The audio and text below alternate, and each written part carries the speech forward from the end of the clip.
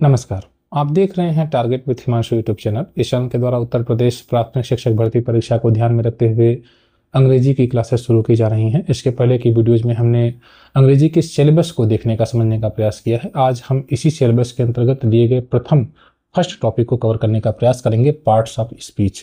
ठीक है, तो बेसिकली आपको पार्ट्स ऑफ स्पीच के अंतर्गत सबसे पहले नाउन देखना है। हमने यह जाना था इसके पहले की वीडियोज में। तो पार्ट्स ऑफ स्पीच के अंतर्गत noun, pronoun, verb, adjective, adverb, preposition, conjunction etcetera होते हैं। और अब हम देखिएगा इसमें आपको नमस्कार। आप देख रहे हैं target with Himanshu YouTube channel. इस चैनल के द्वारा उत्तर प्रदेश प्राथमिक शिक्षक भर्ती परीक्षा को ध्यान में रखते हुए अंग्रेजी की क्लासेस शुरू की जा रही हैं। इसके पहले की वीडियो में आपने अंग्रेजी के सिलेबस को देखा, समझा।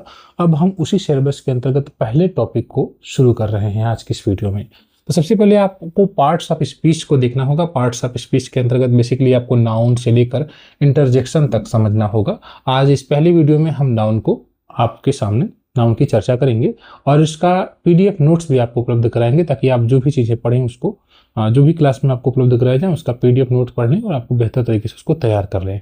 ठीक है, तो बेसिकली नाउन को आपने समझा भी होगा। पहले हम प्रयास ये करेंगे कि बिल्कुल बेसिक लेवल से लेकर चलें। ठीक है, आपको अंग्रेजी बिल्कुल भी नहीं आती तो भी आपके लिए बहुत महत्वपूर्ण, आपको ही ध्यान में रखकर ये क्लास शुरू की जा रही है। तो आप वीडियोस को देखें, निश्चित ही आपको ये चीज़ें समझ में आएंगी और आपका जो डर है अंग्रेजी को लेकर वो भी खत्म हो जाएगा। ठीक है, तो बेसिकली हम नाउन से स्टार्ट कर रहे हैं आज की ये क्लास, और पूरी इंग्लिश की ही क्लास समझ लीजिए। तो noun is the name of a person, place और थिंग, यानी आपके आसपास उपस्थित जितनी भी वस्तुएं हैं वे सभी नाउन के अंतर्गत ही आती है। ठीक है, वो कोई व्यक्ति हो सकता है, वस्तु हो सकता है, स्थान हो सकता है, और या फिर ऐसी कोई भी वस्तु हो सकती है जो दिखाई भी ना दे। जैसे ईमानदारी हो सकती है, अब जैसे हवा ही दिखाई नहीं देती है, तो ये हर चीज़ को जिसको आप महसूस कर सकते हैं वो भी नाउन के अंतर्गत ही आता है। जैसे ईमानदारी, दयालुता, इन चीज़ों को भी आप नाउन के अंतर्गत ही रखते हैं।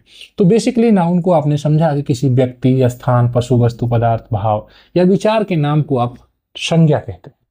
ठीक है, जैसे यहाँ पर एक वाक्य लिखा हुआ है, राम इज ए टीचर। तो राम एक व्यक्ति का नाम है और टीचर भी एक व्यक्ति ही है, इसलिए ये दोनों ही शब्द यहाँ पर आपको नाउन दिखाई दे रहे हैं।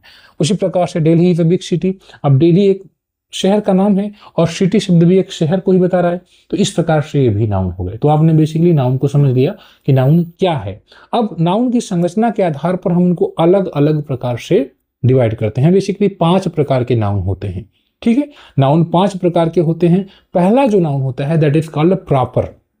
प्रॉपर नाउन क्या होता है कि कॉलिंग नेम होता है, किसी भी व्यक्ति, वस्तु या स्थान का विशेष नाम, पुकारा जाने वाला नाम। ठीक है, जैसे आप विद्यालय में जा रहे हैं तो आपने सर को देखा, अध्यापक को देखा, लेकिन अध्यापक तो 4 हैं, तो अध्यापक शब्द कई एक क्लास को बता रहा है, तो ये क्लास को जो बताता है तो वो कॉमन नाउन होता है। ठीक है, कॉमन। लेकिन अब उन्हीं अध्यापक में किसी एक अध्यापक का कोई विशेष नाम है, अंकित है, शुभम है, या किसी अध्यापिका का नाम है, ठीक है, तो पूनम है। इस प्रकार के शब्द जो हैं स्पेसिफिक किसी एक व्यक्ति विशेष के, वो कहे जाते हैं प्रॉपर नाउन। ठीक है, तो 2 शब्द में इसकी परिभाषा बस याद कर लीजिए कि कॉलिंग नेम, पुकारा जाने वाला नाम। जैसे किसी नदी को आप किसी नाम से पुकारते हैं, गंगा, यमुना, तमसा, घाघरा, इन नदियों को आप कह सकते हैं दैट इज प्रॉपर नाउन। ठीक है, तो प्रॉपर नाउन के अंतर्गत किसी व्यक्ति के नाम को शुभम, ठीक है, शालिनी, रिया, ठीक है, काजल, किसी स्थान के नाम को दिल्ली, मुंबई, या किसी भी वस्तु के नाम को आप पुकार सकते हैं, वही होता है प्रॉपर नाउन। ठीक है, तो जो फर्स्ट नाउन है दैट इज कॉल्ड व्यक्तिवाचक प्रॉपर नाउन, इसको आपने समझ लिया। और जैसा कि हमने कहा कि आप मान लीजिए कि एक शालिनी है और मान लीजिए कि एक रिया है, इन दोनों में ही कॉमन ये है कि दोनों ही लड़कियां हैं, दोनों ही अध्यापिका हैं, दोनों ही डॉक्टर हो सकती हैं, दोनों ही नर्स हो सकती हैं। तो इस प्रकार के जो वर्ड्स हैं जो एक क्लास को बताते हैं that are called common noun. ठीक है, अध्यापक, जैसे आपके विद्यालय में 4 अध्यापक हैं, तो अध्यापक चारों की कैटेगरी के अंतर्गत अध्यापक, उनका नाम कुछ होगा तो वो प्रॉपर हो जाएगा, लेकिन स्वयं अध्यापक शब्द जो है वह कॉमन नाउन कहा जाएगा। इस प्रकार से आपने इसको देखते हैं। जैसे अभी आपने कहा कि यमुना, तमसा और गंगा, इसमें कॉमन ये है कि ये रिवर है, तो जो रिवर शब्द है वह कॉमन नाउन कहा जाएगा। इस प्रकार से आपने इसको देख लिया। जैसे आपने कहा सचिन तेंदुलकर, तो ये प्रॉपर नाउन है क्योंकि किसी व्यक्ति का नाम है। आपने कह दिया विराट कोहली, तो यह भी एक प्रॉपर नाउन है क्योंकि यह भी किसी खिलाड़ी का नाम है। लेकिन इन दोनों की खास बात यह है कि दोनों ही प्लेयर हैं। कॉमन नहीं हो गया शब्द प्लेयर, तो प्लेयर हो गया कॉमन नाउन। इस प्रकार से आपने प्रॉपर और कॉमन को भी समझ लिया, उनके बीच में क्या डिफरेंस है उसको भी समझ लिया। ठीक है, तो यहाँ पर बात लिखी गई है, क्योंकि हम जो पढ़ाते हुए चलेंगे उसका नोट भी आपको उपलब्ध कराएंगे, इसलिए हमने इस प्रकार से नोट भी डेवलप कर दिया है। तो प्रॉपर के अंतर्गत अभी आपने जो भी समझा है, जैसे यहाँ पर देखिए इंडिया, दिल्ली, गंगा, ये सब नाम है, महीनों के नाम है, किसी बिल्डिंग का नाम है, हिमालय किसी पर्वत का नाम है, इस प्रकार से आप ध्यान दीजिएगा। प्रॉपर नाउन में उसका फर्स्ट लेटर हमेशा कैपिटल होता है, वो चाहे कहीं भी लिखा जाए, वाक्य अंत में, बीच में, शुरुआत में, उसको हमेशा आप कैपिटल लेटर से शुरू करते हैं। इस प्रकार से आपने प्रॉपर और कॉमन दोनों ही नाउन को समझ लिया सर। जैसे यहाँ पर बॉय है, टीचर है, गर्ल है, किसी व्यक्ति, स्थान, पशु या वस्तु के सामान्य नाम को कॉमन नाउन कहते हैं। ये क्लास को रिप्रेजेंट करता है, ठीक है। तीसरा है कलेक्टिव नाउन। तो कलेक्टिव नाउन क्या होता है? बेसिकली नाउन का ही ग्रुप होता है। एक नाउन जब ग्रुप बनाकर एक अलग तरह का व्यवहार प्रस्तुत करने लगता है, कुछ नई चीज फॉर्म कर लेता है, दैट इज, वो भी झुंड में, ग्रुप में, तो वो होता है कलेक्टिव। जैसा कि नाम से स्पष्ट है, कलेक्टिव, ठीक है, कलेक्ट यहाँ पर हो रहे हैं। जैसे मान लीजिए एक व्यक्ति है, एक बच्चा है, दो बच्चा है, तीन बच्चा है, चार बच्चा है, पांच बच्चे हैं, 10 बच्चे आ गए हैं आपकी मेज पर, आप पढ़ा रहे हैं और 10 बच्चे आपके यहाँ बैठ खड़े होकर, तो आपने बच्चों से कहा कि तुम भीड़ क्यों लगा रहे हो? तो आपने देखा कि 10 बच्चे मिलकर एक जगह जुट रहे हैं और एक नई चीज का फॉर्म कर रहे हैं, नया चीज बना रहे हैं, उसको आप क्राउड कह रहे हैं, भीड़ कर रहे हैं। तो जब कई नाउन मिलकर एक समूह बनाते हैं, एक नया व्यवहार प्रस्तुत करते हैं, क्योंकि एक बच्चा कुछ अलग काम कर रहा था, भीड़ अब हो गई तो कुछ अलग काम कर रही है, ठीक है, तो एक नया झुंड बन रहा है। एक व्यक्ति है, उसकी माँ है, पिता है, भाई है, बहन है, सब मिलकर एक फैमिली बना रहे हैं। तो फैमिली शब्द भी ग्रुप को बताता है। तो बेसिकली कलेक्टिव नाउन के अंतर्गत आप उन वर्ड्स को समझते हैं जो ग्रुप को रिप्रेजेंट कर रहे होते हैं। जैसे टीम हो गया, जैसे आप कोई क्रिकेट खेल रहे हैं, कोई अन्य खेल खेल रहे हैं, कोई भी खेल खेल रहे हैं, तो क्रिकेट खेलते समय आपने देखा कि आप 8-10 बच्चों का एक समूह बनाते हैं, टीम बनाते हैं। तो टीम वर्ड भी एक कलेक्टिव नाउन का एग्जाम्पल हो जाएगा, क्योंकि यहाँ पर कई लोगों को मिलने से चीजें बन रही हैं, ठीक है। तो आपने इसको भी सर समझ लिया कि कलेक्टिव नाउन बेसिकली क्या करता है, ग्रुप को या कलेक्शन को रिप्रेजेंट करता है। किसी व्यक्ति, जानवरों के, भेड़ों का भी झुंड होता है, मधुमक्खियों का भी झुंड होता है, ठीक है, या किसी वस्तु के झुंड को आप रिप्रेजेंट करते हैं। जैसे आप यहाँ पर देखें तो अ टीम ऑफ प्लेयर्स, यहाँ खिलाड़ियों की टीम। तो ये जो टीम शब्द है सर, ये टीम शब्द कलेक्टिव नाउन को रिप्रेजेंट करता है, ठीक है, ये कलेक्टिव नाउन को रिप्रेजेंट करता है। या क्लास है, अब बच्चों के क्लास, अब बताइए क्लास है तो क्लास में कई बच्चे हैं, ऐसा तो है नहीं कि एक बच्चे का एक क्लास बनाएंगे, ऐसे तो कक्षा 5 तक 5 बच्चे रहेंगे, 5 क्लास रहेगा, तो ये क्लास नहीं कहा जाएगा। क्लास है तो 10 बच्चे, 20 बच्चों का एक ग्रुप है, वे एक साथ पढ़ते हैं एक जगह पर, वे क्लास के रूप में जाना जाता है। क्राउड हो गया, भीड़ हो गया, फ्लॉक होता है बर्ड्स का जो ग्रुप होता है, हर्ड होता है कैटल का, बंच होता है ग्रेप्स का, ठीक है, बुकेट होता है फ्लावर्स का, है ना, फ्लावर्स ढेर सारे ग्रुप में, जैसे रोज वगैरह, रोज फ्लावर्स के जो बुके होता है आपने देखा भी हो, तो उसको भी आप कलेक्टिव नाउन सर कहते हैं। इस प्रकार से आपने इसको देख लिया। तो टीम एक व्यक्ति नहीं बल्कि खिलाड़ियों के समूह को बताता है, टीम, ठीक है, ध्यान दीजिएगा टीम शब्द जो है। अब चौथा जो नाउन है वह है material noun. Material noun basically क्या है, यहाँ पर भी पदार्थ से बात हो रही है, तो बेसिकली मटेरियल नाउन के अंतर्गत आप उन नाउन्स का अध्ययन करते हैं जो पदार्थ के रूप में प्रयोग किए जाते हैं, जिनका प्रयोग अब पदार्थ के रूप में प्रयोग किए जाते हैं, जिनसे कोई नई चीज बनाई जाती है, जो प्राय जमीन से निकाले जाते हैं या प्रकृति प्रदत्त होते हैं, नेचर से प्राप्त करते हैं आप। जैसे सरसों आप प्राप्त कर रहे हैं, तो सरसों क्या है, उससे आप सरसों का तेल बना रहे हैं, उससे अपना भोजन बना रहे हैं, तो सरसों जो है वह एक मटेरियल नाउन है, ठीक है। आप मिट्टी की बात करें, आप क्ले की बात करें, गारा की बात करें, आप सैंड की बात करें, रेत की बात करें, पहाड़ों से कटकर नदियां लेकर आती हैं अपने साथ रेत, तो रेत से आप घर बनाते हैं। तो रशीद जो सैंड वर्ड है वह भी एक मटेरियल नाउन है, ठीक है। तो इस प्रकार से आपने देखा और भी बहुत से मटेरियल नाउन हो सकते हैं। मिट्टी हो सकता है, मिट्टी से आप बहुत सी चीजें बनते हैं, आप गोल्ड से भी बना सकते हैं, गोल्ड से आप आभूषण बनाते हैं, तो gold is also a material noun, right. आपने मटेरियल नाउन को भी सर समझ लिया। एक बेसिकली इसकी परिभाषा देखें तो material noun is the name of substance, किसी पदार्थ का नाम है जिससे कोई चीज बनाई जा रही होती है। जैसे दूध से आप कुछ बना रहे हैं, चाय बना रहे हैं, खीर बना रहे हैं, पनीर बना रहे हैं, लकड़ी से आप घर बना रहे हैं, दरवाजा बना रहे हैं लकड़ी से, कॉटन है, स्टील है, राइस है, ये शब्द जो हैं कहे जाएंगे मटेरियल नाउन। इस प्रकार से आपने इसको समझ लिया। गोल्ड इज एक्सपेंसिव, यहाँ पर गोल्ड जो है मटेरियल है क्योंकि यह पदार्थ को बताता है। अब अगला है एब्स्ट्रैक्ट नाउन। ये एक ऐसा नाउन है इन पांचों में जो दिखाई नहीं देता है, जिसको महसूस किया जाता है, ठीक है। तो एब्स्ट्रैक्ट नाउन बेसिकली क्या होता है, फीलिंग्स को रिप्रेजेंट कर रहा होता है, ठीक है। ईमानदारी जैसे आपने कह दिया, गुण को व्यक्त करता है, ठीक है, गुण को, दशा को या अवस्था को, बेसिकली आपने इस प्रकार से समझा होगा, गुण, दशा या अवस्था को बताता है, ठीक। अब abstract noun is the name of a quality, feeling, state, action or idea that can not be seen or touch, जिसको आप देख नहीं सकते, छू नहीं सकते, महसूस कर सकते हैं, ठीक है। जैसे ब्यूटी, तो ब्यूटी को मतलब सुंदरता दिखाई तो देती नहीं, उसको महसूस करते हैं। किसी कोई भी चीज़ आपके लिए सुंदर हो सकती है, वो किसी के लिए खराब हो सकती है, बुरी भी हो सकती है। तो एक्चुअली सुंदरता क्या है? सुंदरता को महसूस किया जाता है। ठीक है, लव प्रेम है, हैप्पीनेस है, प्रसन्नता है, विजडम ज्ञान है, ब्रेवरी है, काइंडनेस, ये सब जो आपको दिखाई दे रहे हैं ये सभी एब्स्ट्रैक्ट नाउन के अंतर्गत आएंगे। बेसिकली हमको ये जानना है कि एडजेक्टिव से एब्स्ट्रैक्ट नाउन बनाते हैं। आगे हम एडजेक्टिव को भी देखेंगे। जैसे यहाँ पर ऑनेस्ट, अभी आप इतना समझ लीजिए कि नाउन या प्रोनाउन के बारे में कुछ बताना है, उनके गुणों को बताना है, तो ऐसे शब्दों को एडजेक्टिव कहते हैं जो हम प्रयोग करते हैं। जैसे मान लीजिए कोई बॉय है, कोई लड़की है, तो लड़की स्मार्ट है, तो गर्ल के बारे में स्मार्ट। ठीक है, तो स्मार्ट शब्द जो चूंकि गर्ल के बारे में बता रहा है, उसके क्वालिटी को बता रहा है, तो स्मार्ट एक एडजेक्टिव हो जाएगा। ठीक है, जैसे मान लीजिए आप किसी लड़के को बता रहे हैं बॉय इज हैंडसम, हम लड़का हैंडसम है, तो बॉय के लिए हैंडसम वर्ड का यूज कर रहे हैं, तो हैंडसम जो है वह एक एडजेक्टिव हो जाएगा। एडजेक्टिव से एब्स्ट्रैक्ट नाउन बनता है, वो ये बताने का प्रयास कर रहे हैं। कैसे बनता है?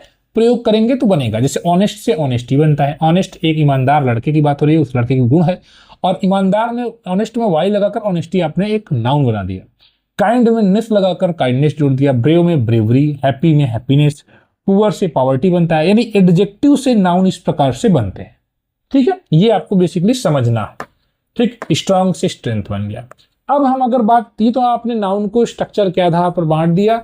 अगर आप नाउन को गिनने बैठ जाएं तो नाउन नंबर्स को आप दो प्रकार से बांट सकते हैं, एक तो काउंटेबल और एक अनकाउंटेबल।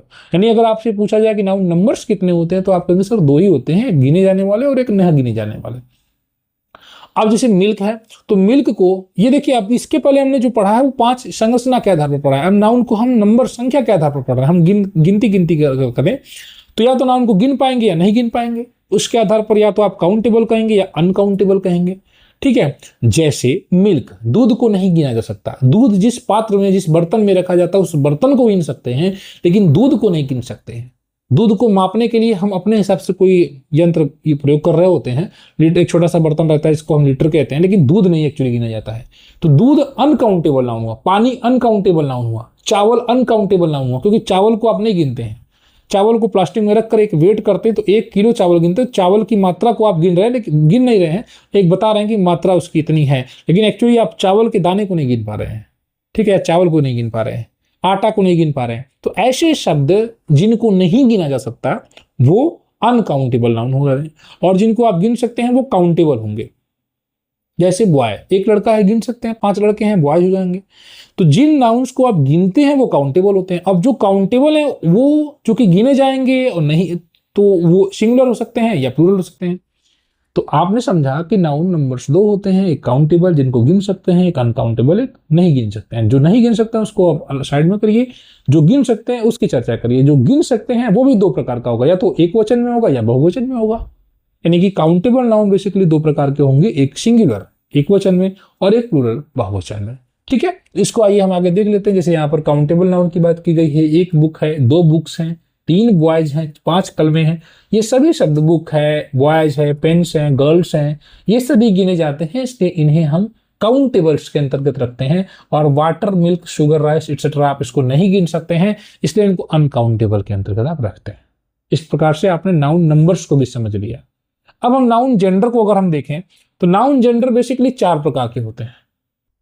नाउन का जेंडर अगर आप देख रहे हैं ना, जेंडर मतलब लिंग, पुरुष है कि स्त्री है कि दोनों में से किसी, दोनों में प्रयोग किया जाने वाला कोई शब्द है। जैसे बच्चा, ठीक है, अब अगर 3 महीने का बच्चा है, आप उसको गोद में लेकर दुलार कर रहे हैं, तो आपके मन में उसके प्रति क्या विचार है कि लड़का है कि लड़की? नहीं, उसको गोद में लेकर हम अगर प्यार दुलार कर रहे हैं तो हमारे मन में यह विचार ही नहीं आएगा कि वो लड़का है कि लड़की। तो ऐसे सिचुएशन में आप उसको कहेंगे कॉमन जेंडर। ठीक है, चाइल्ड शब्द की बात अगर करेंगे तो, ठीक, मान लीजिए कि कोई बड़ा है 20 साल का, 25 साल का, तो देखने में लग जा रहा है कि लड़का है या फिर लड़की है, तो वो हो जाएगा बॉय शब्द। या मैन अगर है तो मैन शब्द को आप कहेंगे मैस्कुलिन जेंडर, और अगर गर्ल है तो आप कहेंगे फेमिनिन जेंडर। तो यहां पर स्पष्ट हो जाए, 2 महीने के बच्चे का स्पष्ट नहीं हो रहा है, क्योंकि हमारे अभी मन में ये विचार नहीं है उसके लिंग को लेकर कोई। तो जब हमारे मन में कोई विचार नहीं होता है तो हम कॉमन जेंडर उसको कह रहे होते हैं। ठीक है, जैसे चाइल्ड है, चाइल्ड में बच्चा भी हो सकता है, बच्ची भी हो सकती है। जब स्कूल है तो चिल्ड्रन हम कहते हैं, तो उस चिल्ड्रन में बच्चे भी हैं या बच्चियां भी हैं, तो वो चिल्ड्रन यहाँ पर चाइल्ड से जो आप बात करेंगे तो ये कॉमन जेंडर हो जाएगा।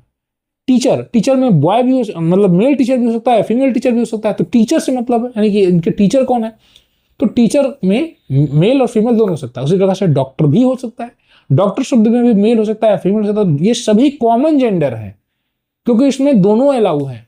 ठीक है, टीचर में महिला टीचर भी हो सकती हैं, जेंट्स भी हो सकते हैं। तो ये कॉमन जेंडर हो गया। इस प्रकार से आपने 4 में बांटा।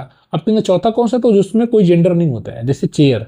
अब चेयर को ना तो आप सजीव कह सकते हैं ना निर्जीव कह सकते हैं, सॉरी, चेयर को ना तो आप पुल्लिंग कहेंगे ना तो स्त्रीलिंग कहेंगे। चेयर एक निर्जीव वस्तु, इसलिए इसको आप न्यूट्रल जेंडर के रूप में कहेंगे। तो बेसिकली आपने समझा सर, जेंडर 4 प्रकार का होता है। मैस्कुलिन जिसमें पुरुष जाति का बोध होता है, जैसे फादर है, किंग है, यहाँ पर कॉमा गलती से भूल गया है, बॉय है, किंग है, ठीक है। उसी प्रकार से मैन है। और अगर आप फेमिनिन जेंडर को देखें तो स्त्री जाति का बोध करा, जैसे नाम से स्पष्ट हो गया, जैसे आंट है, मिडवाइफ है, मदर है, क्वीन है, ठीक है। क्वीन है, यहाँ पर बॉय में कॉमन रहेगा, बॉय के बाद। अब कॉमन में जैसे हमने कहा कि दोनों रह सकते हैं, डॉक्टर है, फ्रेंड है। अब फ्रेंड में, अब जैसे बच्चे, कोई लड़की है वो भी अपने सहेली को फ्रेंड कहेगी, लड़का अपने दोस्त को भी फ्रेंड कहेगा। तो फ्रेंड दोनों के लिए यूज हो रहा है, मेल के लिए भी, फीमेल के लिए। तो फीमेल मेल दोनों के लिए यूज हो रहा है, तो कॉमन जेंडर हो गया। और न्यूट्रल में क्या है, निर्जीव वस्तुएं हैं, बेसिकली इनका कोई जेंडर नहीं हो रहा है, ठीक है। तो हाउस है, पेन है, बुक है, इस प्रकार से आपने इसको देख लिया। तो आपने नाउन को जाना, नाउन के स्पेसिफिक रूल्स को अगली वीडियोस में आप जानेंगे। आपने आज क्या पढ़ा है उसका शॉर्ट में रिवीजन कर लीजिए। बेसिकली 5 नामों को। प्रॉपर नाउन कॉलिंग नेम होता है, किसी विशेष व्यक्ति का नाम, वस्तु का नाम। कॉमन नाउन क्लास को बताता है, ठीक है। किसी व्यक्ति, वस्तु, स्थान को कहते हैं, उसके नाम को स्पेसिफिक प्रॉपर नाउन कहेंगे। कलेक्टिव क्या होता है, ग्रुप होता है, झुंड होता है, समूह होता है, ठीक है। किसी शब्द को देख पढ़ेंगे तो आपको लगेगा जैसे फैमिली में कई लोगों का समूह है। मटेरियल में आपने देखा कि मटेरियल से मतलब पदार्थ की बात होती है, ठीक है। और एब्स्ट्रैक्ट में आप फीलिंग्स वगैरह को देख रहे होते हैं, गुण दशावस्था को देख रहे होते हैं। इस प्रकार से आज की इस पहली वीडियो में आपने नाउन को समझ लिया।